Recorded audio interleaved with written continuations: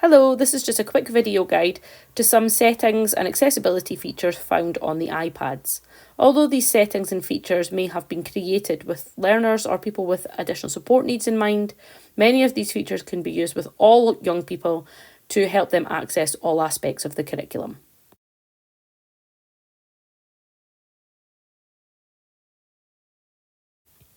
So for example, we are going to look at the accessibility features within settings. So we click on settings and go to accessibility. And I think what we'll first focus on is spoken content. When we go to spoken content, here we can see all of the options for the text to speech feature. So if your learners are struggling with their communication, or they are have reading difficulties and are looking to have things read back to them, then this is the perfect tool for them. So what you need to do is navigate to accessibility, spoken content, and then make sure that speak selection is turned on for your learners. So if we go into, for example, an article at the BBC, and we click on a word and we highlight that, you will now see that above there is a few different options. If we click speak, warmer, the iPad will read out whatever word has been highlighted. If we highlight the whole sentence, UK to be warmer than Greece this week as temperatures rise to 16°C. It reads out the entire thing. Now, if you think about learners who are creating a piece of writing, it could be within pages, and they have read their sentence, want their sentence read back to them in terms of editing purposes, this can also be a really easy to use tool that will support them with their literacy. Now, while we're in the app looking at an article, you'll see at the top, if we are in the browser, that the AA feature is available up at the top in the search bar. So if I click those two A's at the top here, you'll see that this has removed all of the confusing aspects of the page and really simplified that article for our learners. So if we go down, you'll see that it's just images and text. But if we click on this again, we now have options for the writing on our page. So if we click on the large A, it will make the text a bit bigger. We can also choose the colour of background that we would like. And if we click on font, you can change to a number of different fonts that might be useful for you. But what you can also do is you click listen to page, and again, this will read aloud this page for your learners. UK to be warmer than Greece this week as temperatures rise to 16°C. February 19th, 2025, Stop this, you just click 12:29 here at the top GMT. and click end listening. Now, to go back to your speaker settings, you can go back to accessibility, and you can see that you can choose the different voices and languages within the speak feature. So if we want to choose it to English, you can have a play about with the different voices that are available, and your learners can choose which ones are most appropriate for them.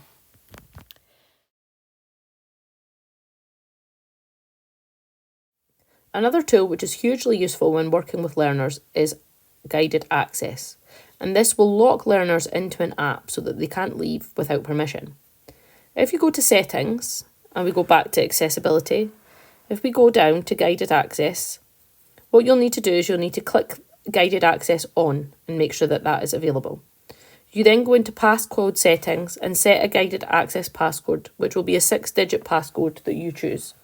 Obviously, don't tell the learner this, or they'll be able to get out of guided access, no problem. What you then need to do is go to an app. So we'll use Just Too Easy. If you triple click the home button, this will open guided access. Now you can just click start and this will keep them in the app.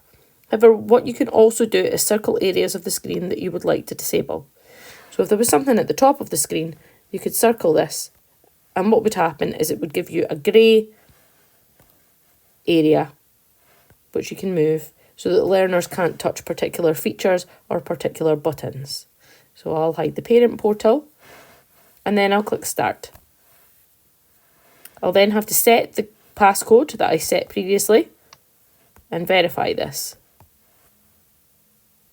This then now keeps the learner in the app so that even if they click the home button, they will get a message that says guided access is enabled. It will allow them, if they want, to triple click the home button. However, it will ask for the passcode.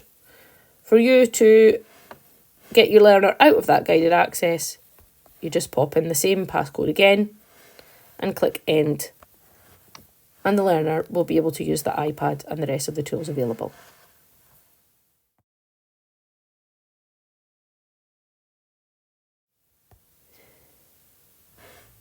You can change the settings of the text and colours of the screen for a learner by going to Accessibility again and by going into Display and Text Size. What you can then do is turn on bold or non-bold text. You can make the text larger or smaller, and you can also choose larger accessibility sizes to make this even bigger. There are other options here for using colour filters for those who are colourblind and inverting the colours of the display for those who prefer their text to be a contrast on the page.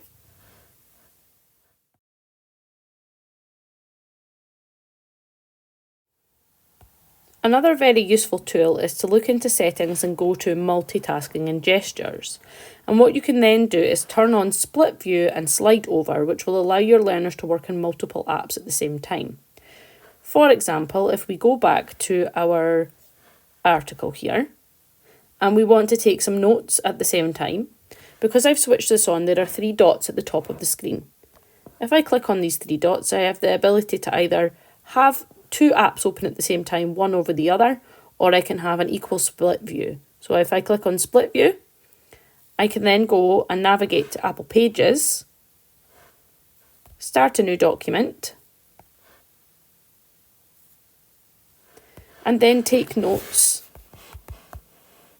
on this document as I read it at the same time. The other option is to have, if we click on the 3 dots again, a slide overview. And this is just another way of having 2 apps available and open at the same time, but you could have something open, as small or as large as you like, and have the other behind it and working on these notes in the background. Finally, within multitasking and gestures, you can also use another couple of features that might make things easier for your learners, particularly those who may have difficulty with motor skills. So for example, productivity gestures, you can double tap with 3 fingers to undo, pinch and spread with 3 fingers to copy and paste, and swipe left with 3 fingers to undo and swipe right to redo, which is there, but it's just making your learners aware of the fact that you can do this. Again, you can choose the 4 and 5 finger gestures to switch apps, and you can also shake to undo. Really useful thing here is the swipe finger from corner option, and you can choose to change screenshots or quick notes from bottom left corner or bottom right corner. So right now, if I want to take a quick screenshot, what I would do is I would just swipe my finger up from the bottom left corner, and not only does it give me a screenshot, it also gives me markup tools.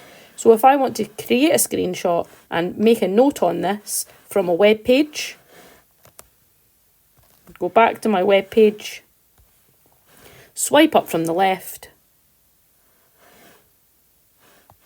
and I will have access to all of the screenshots I have taken and not saved. Let's highlight some of this, and you can measure some of that.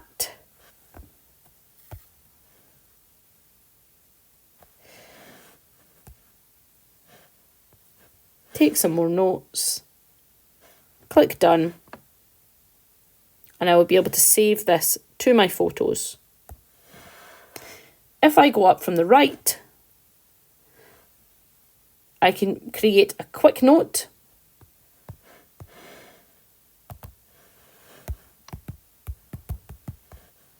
Now bear in mind that this will have all of my quick notes in from the past, so I'll need to delete those.